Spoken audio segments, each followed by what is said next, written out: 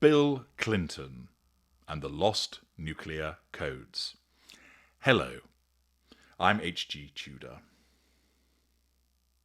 Bill Clinton, the former US president, is an individual that I have explained to you before as being a narcissist. Bill, however, belongs to that much rarer group of aware narcissists. He knows what he is. He isn't going to go around admitting it, because to do so would be stupid. It would result in a transfer of power, and he's not going to engage in such self-destructive behaviour. He does recognise, however, that he needs to control people, and he relishes the games that are involved in so doing, at which he's rather skilled. He understands that he needs fuel. He probably doesn't call it as such. He will have his own word for it. But he understands that attention is important to him. He recognises that he feels powerful as a consequence of the receipt of that attention. He knows that he takes shards and aspects of other people and bolts them onto his own aspect. And he recognises the importance of those residual benefits. Bill, of course, was US President and was a rather popular one, all of which, of course, was aided by his narcissism and aided his narcissism. He is also alleged to be a repeated philanderer, which fits with his sense of entitlement, his lack of emotional empathy and accountability. And of course he found himself on the receiving end of impeachment as a consequence of the allegation that he had lied to the House in respect of sexual involvement with an intern, Monica Lewinsky. You'll recall his memorable words, "I did not have sexual relations with that woman." He survived impeachment as a consequence of the way that the voting was divided in respect of along party lines. He continues to have an involvement and remain a fairly prominent individual in the United States. Of course, his wife ran for the presidency but failed as against Donald Trump. And he continues to be on the receiving end of controversial allegations arising out of the activities of both him and his wife. It was, however, on X that I came across a posting which attracted my attention because I thought to myself, it provides me with a further opportunity to demonstrate the behaviour of a narcissist, and in this instance a greater narcissist, to demonstrate there isn't fallibility,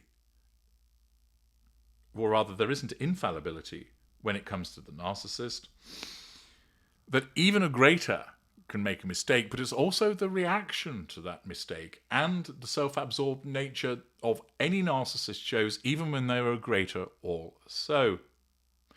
The tale might be apocryphal, and I'll leave it up to you to make a determination as to whether you think it is believable or not.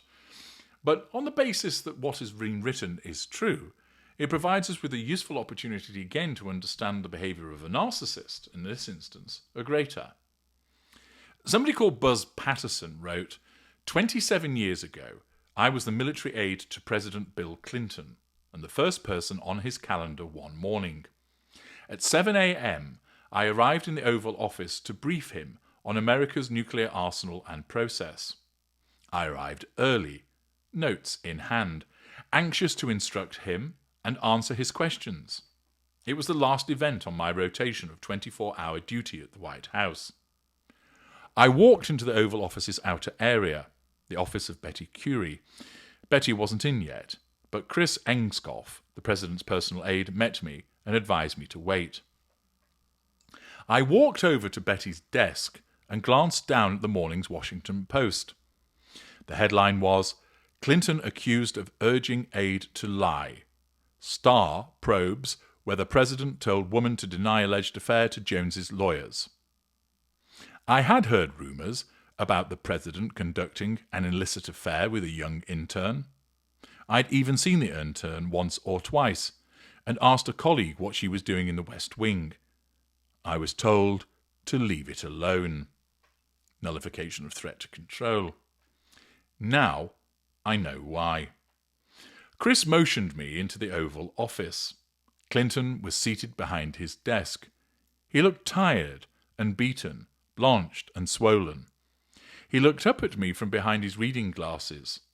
He knew he'd been caught and that there would be hell to pay. Realizing what was happening and that this was not a good time to approach Clinton, I offered to come back later. Before leaving, though, I asked the president to confirm that he had the nuclear codes with him, which was a requirement from President John F. Kennedy and beyond. He confessed that he didn't have them and couldn't recall when he'd last seen them. The codes were never found. They were, in fact, lost, the most important military document in the nation, and Clinton lost it. Moreover, he seemed not to care. His priority now was to cover it up, along with his affair with Lewinsky. He asked me not to reveal that the codes were lost.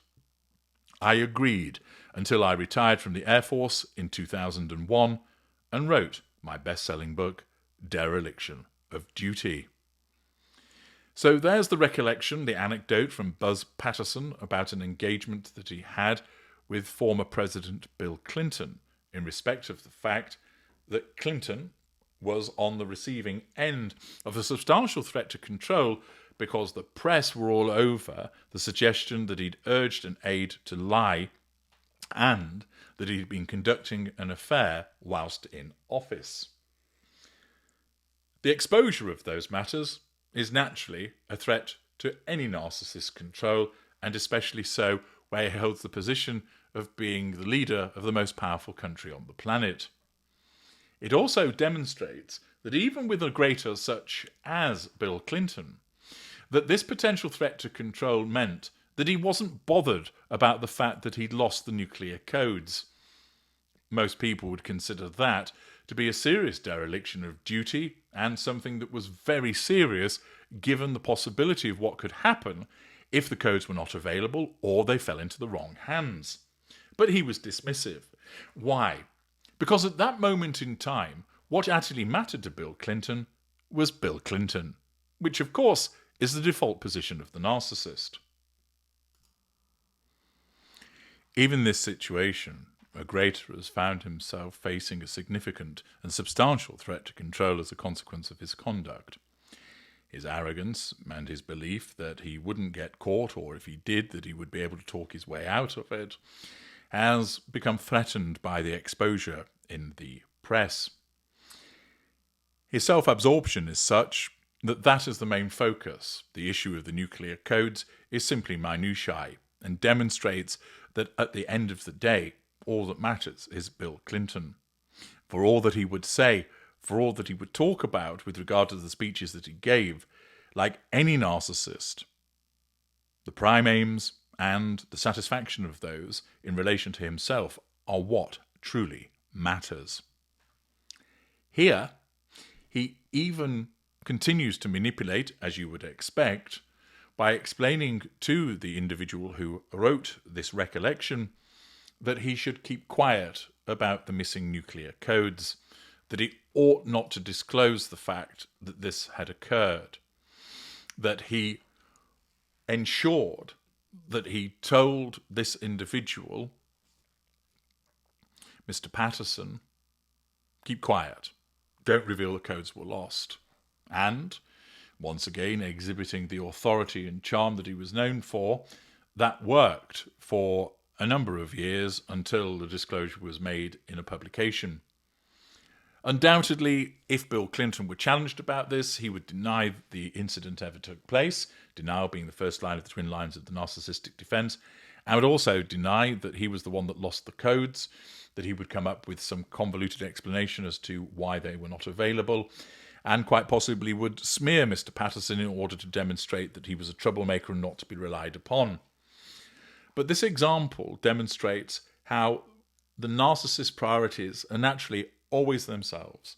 Even when it comes to an issue of national security, that is a side issue when it comes to the threat to control that was posed by the press exposure of the allegation that he had lied, and demonstrates that whatever narcissist that you're dealing with, it's only they that matter.